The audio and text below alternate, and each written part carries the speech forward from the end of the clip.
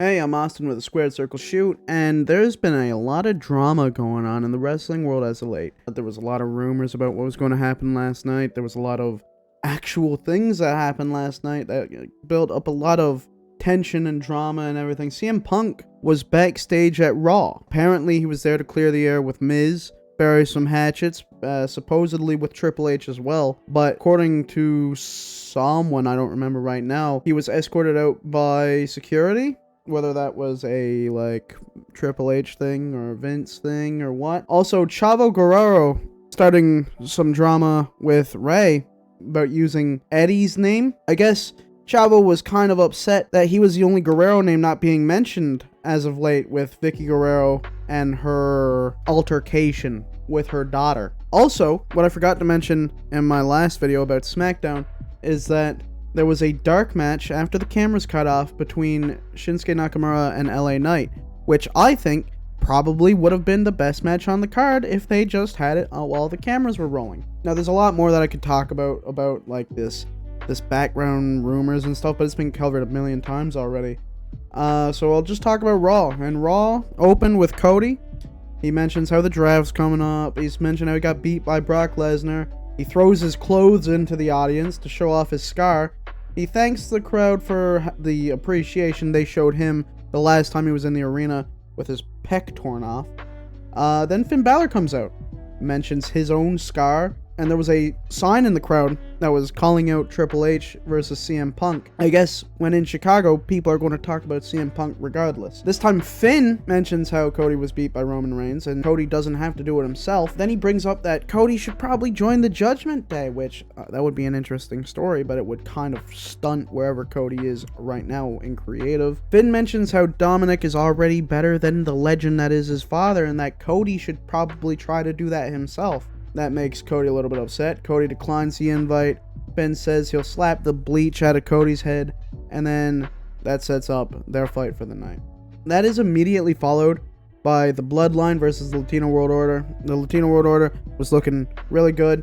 It was no squash match. The Usos looked like the underdogs for the most of it until Solo comes in the ring, spikes one of the Latino World Order people. The Usos win. And then the Usos go further to dedicate their win next week, or this Friday, to Roman Reigns, which sets up for a bunch of backstage segments later in the night. Then there's a backstage segment with Bianca Belair, where she announces her versus Io Sky at Backlash, and Damage Control come in. Bayley says something. Io Sky doesn't like it very much. Sets up a 3v3 match that night, and Damage Control looks like there's some inner turmoil again. That goes straight into a Sami Zayn and Jey Uso backstage segment, where Sami warns if Jey loses, bad things will happen. Then there's a backstage segment with Trish explaining why Becky Lynch hasn't been around. Luckily, all these backstage segments gets broken up by the Street Profits versus Shelton Benjamin and Cedric Alexander. The commentators mentioned twice that this could be the last time the Street Profits are shown as a tag team, hinting at a breakup during the draft. Whether that happens or not, I know they don't want it to happen. Shelton was looking really good for 20 plus years in the business. To be fair, everyone looked good, but it was a super quick squash match.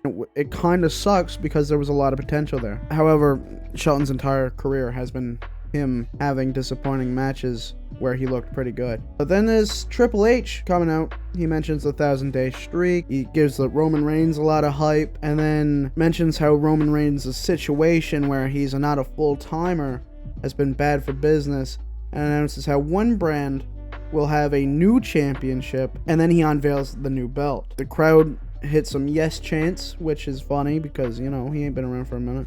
Then Triple H kind of shoots down Reigns, talking about how it would be a lot better if he fought every week, but, he doesn't, and that's what gave him this long reign as champion. Now there's a good belt in the company that doesn't look like it was drawn up by a third grader. And of course, because it's Raw, we have two more backstage segments, one with the Judgment Day, where Damian talks about Bad Bunny and all that, saying they're friends, and then he says he'll beat Bad Bunny and exterminate Rey Mysterio.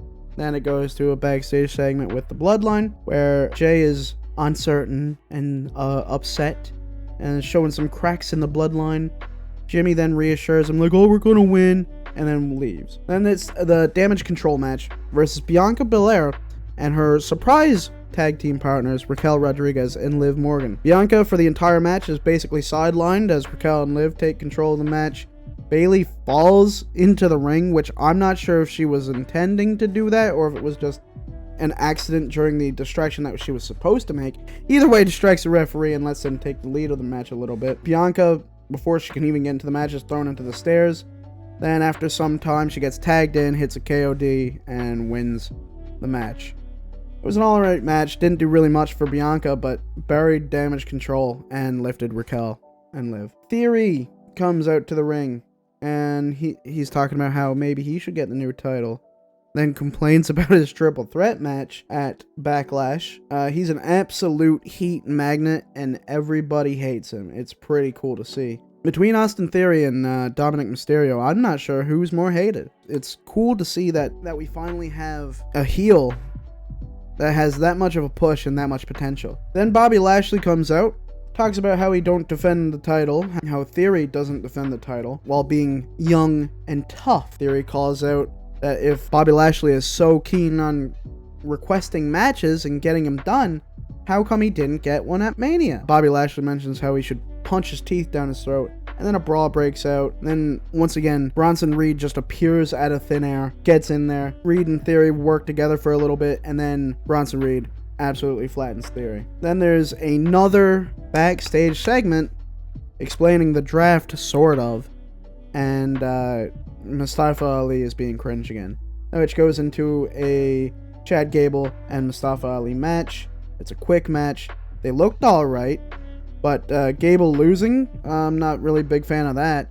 But Mustafa was in his hometown, and even with his win, no one cared. But don't worry, because there was another backstage segment, this time with Sami Zayn and Jimmy Uso, where Jimmy says when Sami loses, Kevin Owens is going to turn on him, instead of when the Bloodline lose, they're going to split up. That goes into the Finn Balor and Cody Rhodes match, where Cody has, no matter what match he's been in, always looked like an underdog.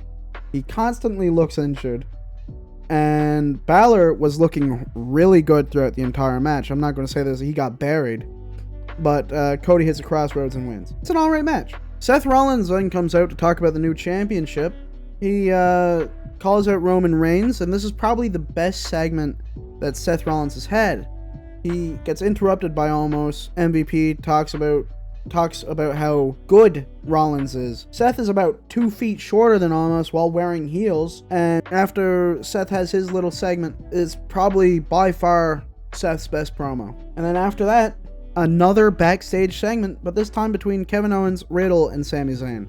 Riddle is being dumb, annoying Kevin Owens, and Kevin Owens is annoyed at Sami for talking to the Usos, but Riddle does mention Randy Orton, so maybe he's coming back soon. Maybe that'll happen after Backlash or at Backlash, who knows. Then Rey Mysterio versus Damian Priest. All in all, it was an alright match. I don't think it was main event potential, but it wasn't terrible.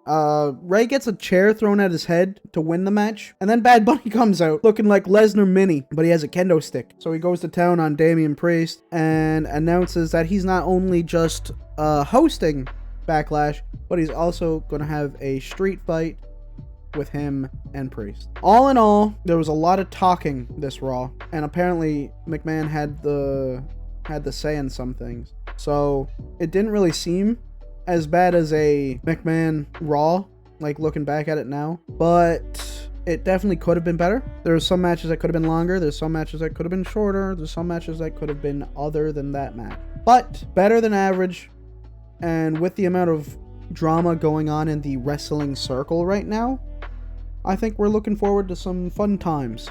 That has been my Squared Circle Shoot, and if you liked it, feel free to like, comment, subscribe. Yeah, bye.